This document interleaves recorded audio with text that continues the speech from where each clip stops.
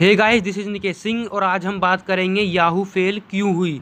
जो कंपनी एक समय 125 बिलियन डॉलर्स की कंपनी थी, वो सिर्फ 4.4 बिलियन डॉलर्स में बिकी और जिसको खरीदा था वेराइजन नामक कंपनी ने।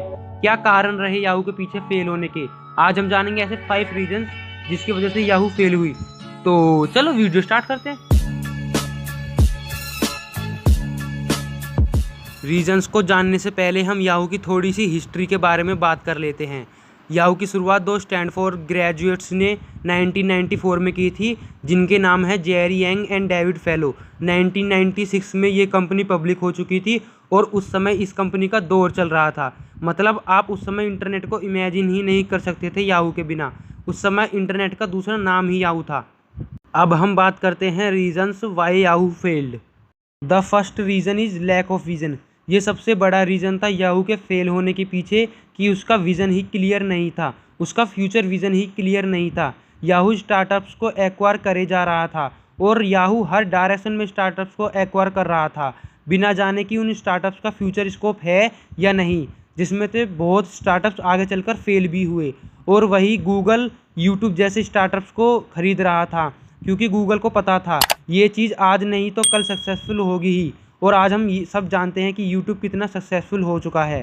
Second reason why Yahoo failed is because Yahoo missed two big opportunities. Yahoo ने दो सबसे बड़े अवसर खो दिए। याहू मौके पर चौका नहीं मार पाया।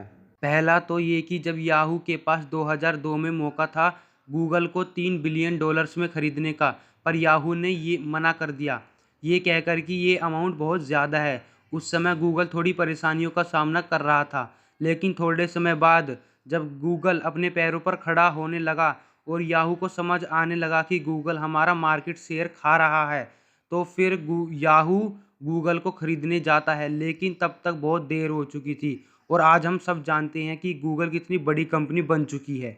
2006 में याहू ने दूसरा मौका भी गंवा दिया, जब उसके पास चांस था फेसबुक को खरीदने का, पर याहू ने नहीं खरीदा और आज हम सब जानते हैं कि फेसबुक भी कितनी बड़ी कंपनी बन चुकी है।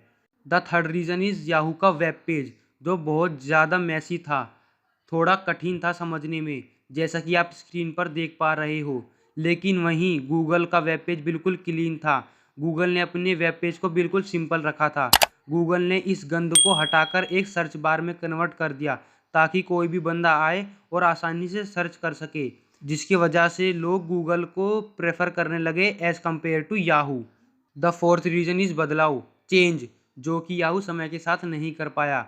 मोर than 50% internet users use mobile phones.